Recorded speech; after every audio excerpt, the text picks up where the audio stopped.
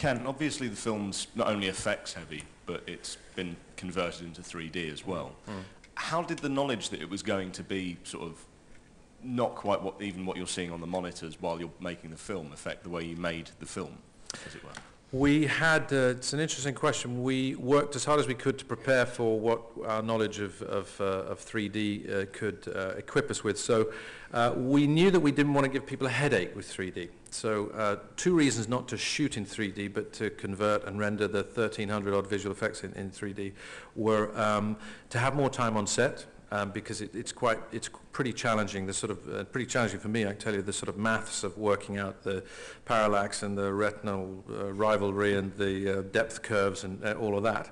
But we also wanted to, as we were able to do with conversion, create a kind of depth script. If you set up 2 3D cameras and you work out the depth of one particular shot, may be perfect for that. When you set it against other shots, you may find that that factor in 3D that can hurt your eyes sometimes is quite significant. In conversion across 9 months a year, we sat and watched twice a week in the early days of just watching to see whether if a hammer comes at you or snow comes at you or the stars whiz by you, but then you get a shot where you're in the New Mexican desert, does it hurt?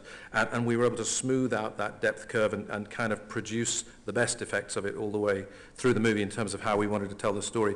It was definitely a learning process. It was definitely something where you would be on the set ringing our 3D collaborator Stereo D saying, I'm about to do this. You tell me to do a whip pan in this shot is gonna hurt. How slow do I need to make it? Or can we do it in slow motion and can we speed it up in post-production? Will that help you? And can we have a floating window and blah, blah, blah. But we just kept, we kept talking about it, and that was part of what was fun actually, because you had this little magic toy box that eventually would hopefully be something people didn't really care the technical details about in the theater, but just had some enhanced value.